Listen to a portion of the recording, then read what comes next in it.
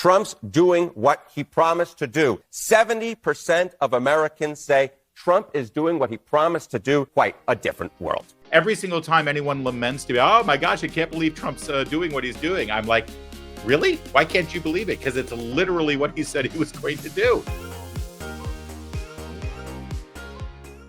We've got brand new polling on Trump's first couple of weeks in office, and CNN is super duper duper duper sad about it. You see, they've been spending all their time telling you about how dangerous and horrible everything is, and how Elon Musk's attempt to make the government less corrupt and more efficient is actually a constitutional crisis. Think about that for a minute. That's what they're reduced to. They've drawn a line in the sand, and they're going to die on the hill of trying to protect inefficient and corrupt government agencies because no one elected Musk, even though Donald Trump literally said this is what he was going to do if he were elected. Well, over on CNN, the American people once again delivered their opinion of what's going on, and it's very different than what CNN thinks you should be thinking about what's going on. I think one of the things that's so important for politicians is for folks to believe what they're saying and that they're keeping their campaign promises. So I think this gives you a pretty gosh darn good idea of what may be going on. Trump's doing what he promised to do. You go back to April of 2017, it was just 46% of all Americans who said that Trump was doing what he promised to do. Compare that now to February of 2025. You know, there was a good show that was on during the 1990s called A Different World. That is what's going on right now. We're living in a different world. 70% of Americans say Trump is doing what he promised to do. Again, compare that to April of 2017 when it's just 46%. When Americans are 24 points more likely to say that you're doing what you promised to do, it's no wonder that your net approval rating is much more likely to be on the positive side of the ledger than on the negative side. And so far, what we're seeing, again, is Americans, 21 days so far, versus just 11 days during his entire first term, that Trump has a positive net approval rating. Quite a different world. Quite a different world. And special kudos there for the Lisa Bonet sitcom of The Cosby Show spinoff. Well done, you, Harry Enten. Can I just say, as we look at this graphic, the 46% in April of 2017 who said that Trump did what he promised to do, the fact that it was less than a majority in the country, I think a big part of that. The 54% there, that's the rest of us who expected him to lock her up. All right. If you asked me in April 2017, has Trump fulfilled his campaign promises? I'd be like, no, because Hillary Clinton is still a free woman. Lock her the up. Thank you very much. So that was worth getting right. Look at those numbers. It's extraordinary. And that is, I mean, every single time anyone laments to me, oh my gosh, I can't believe Trump's doing what he's doing. I'm like, really? Why can't you believe it? Because it's literally what he said he was going to do. I mean, literally. The only thing you can say is that the prices haven't come down yet, but of course that's a bit of a lagging indicator. And, you know, everyone's pointed to egg prices. That has more to do with the avian flu and what Biden put into place for eradication of the avian flu than anything that Trump has done. But my God, I mean, of course he's done everything that he said he was going to do. Here's the only caution. Everything that he's done so far as a campaign promise fulfillment has been done via executive order, which is also what he promised to do. But it can all be undone by the next president if the next president does not agree with what Donald Trump has done. Now, that might be a way of ensuring that a Republican wins the next presidential election, because all they've got to do is run on the fact that the opponent is going to undo all the things that Trump did. But I'd much rather have Congress step up here and start legislating some of these things. That would be terrific. Can we get on that, please? I know you're busy. Don't worry about it. 70% of the American people say that he's doing what he promised to do. And by the way, a vast majority of those things that he's doing that he promised to do are pretty popular things. So if the president is doing very popular things, and in addition, they're the popular things that he promised he'd do, so he's delivering for the American people immediately, just like he promised he would during the campaign, well, you put those two factors together, and it's going to come out with a net result of Donald Trump being rather popular right now, which brings us to Margaret Brennan. On CBS News Face the Nation, she had to do a whole segment highlighting how popular Donald Trump is. This has got to be like some sort of Chinese water torture for Margaret Brennan. This has got to be like going to the dentist without any Novocaine and getting a full root canal. This had to be the most painful segment Margaret Brennan has ever had to engage in. So let's watch with delight, shall we? Our CBS poll finds that a majority of Americans, 53%, approve of the job he's doing. That's a better approval number than he ever reached during his first term in the White House. Joining us with more is our Executive Director of Elections and Surveys, Anthony Salvanto. Good to see you, Anthony. What's driving this? I will keep it simple, Margaret. He's doing, in the eyes of the public, what he said he would do in the campaign. There's political value in that. In fact, 70% of people say he's doing what he promised. That's whether they approve of him or not. Now, there's another part of this that continues over from the campaign.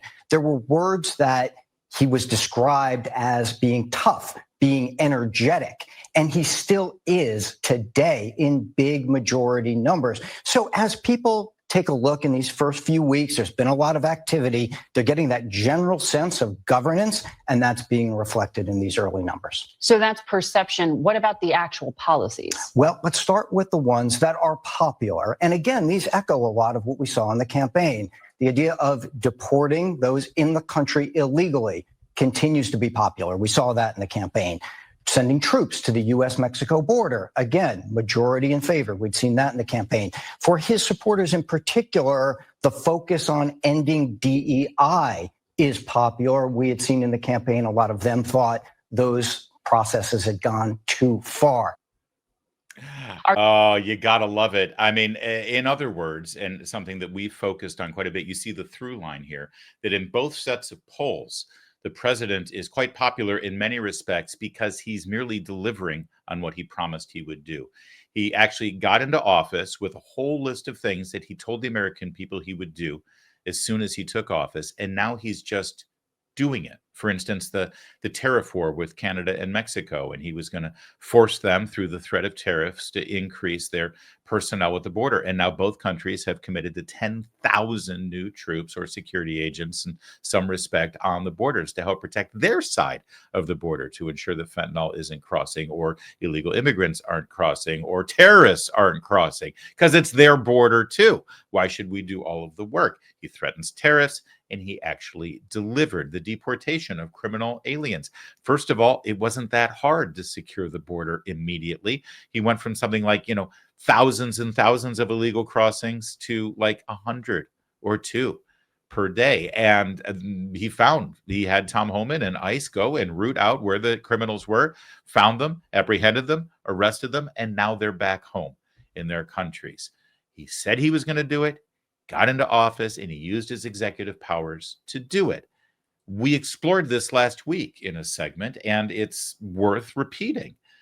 We lost the sense of this, but the fact of the matter is Trump is proving that if you really want to, you can just do things. You don't have to debate it. You don't have to talk about it. You don't have to wring your hands. You don't have to have committee hearings about it. You don't have to negotiate about it. You say, hey, I think we should do this. And people say, yeah, we should do this. And they say, yeah, we should do this, to the tune of like 80 million people voting for you and saying, please do this.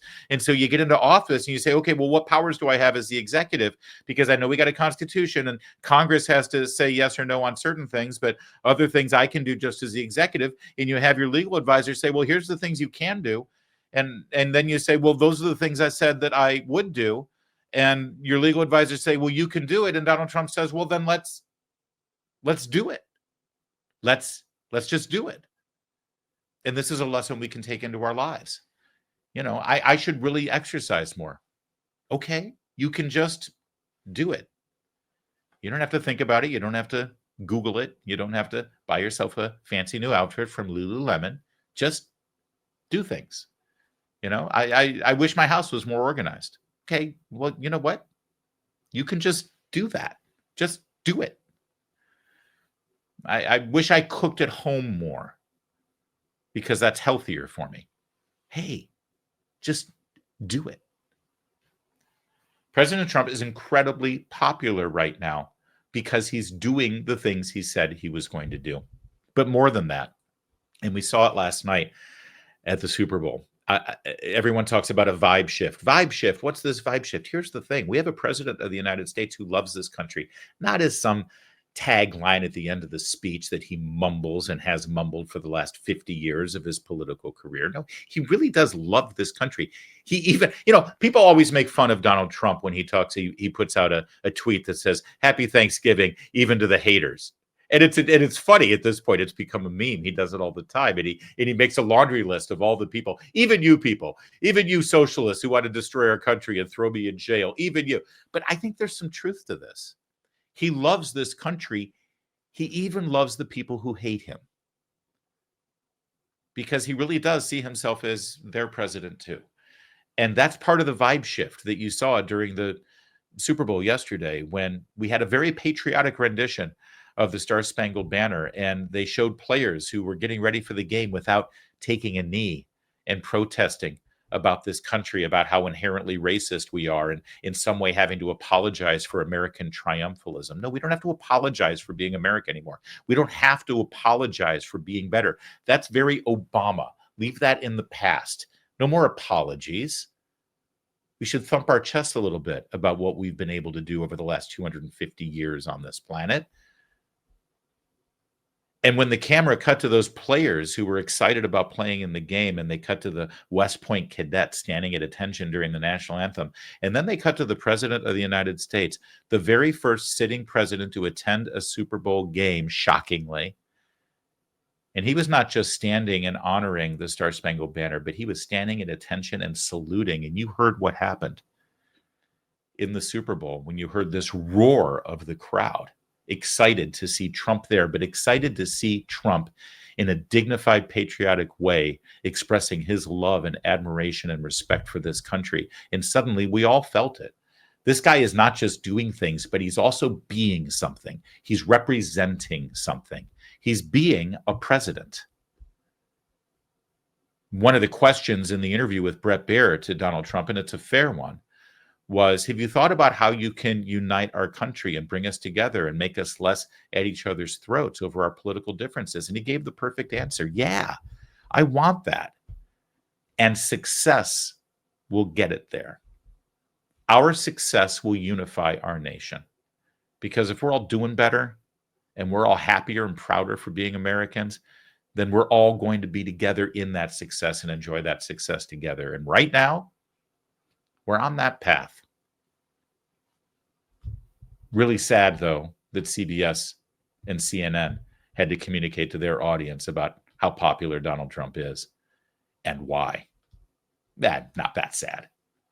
Actually, pretty glorious. Have you seen the news from economists forecasting a depression, not a recession, a depression by the year 2030? See, we've got this perfect storm brewing. Congress is going to try to do something about it, but it's going to be hard. See, we got Social Security and Medicare hitting a breaking point. We got the largest generation hitting retirement. We got a smaller workforce, which means smaller tax funds funding those programs, and then a growing national debt, rising cost of living. We have a problem right now. So what are you going to do about it? Well, you can do something to protect your own family's future. Gold can be a safe haven in hard economic times. And Birch Gold, well, they make it easy to diversify a portion of your savings into actual physical gold. Birch Gold will help you transition an IRA, an existing IRA you've already got, or a 401k you've already got, into an IRA in physical gold. And it doesn't cost you a penny out of pocket. Protect your future today. Text Larry to 989898. My name, Larry, Larry, to 989898. Get your free info kit on gold, and you'll get a copy of The Ultimate Guide for Gold in the Trump Era with a foreword by Donald Trump Jr. There's no obligation, only information. Text My Name, Larry, to number 989898. Do it today.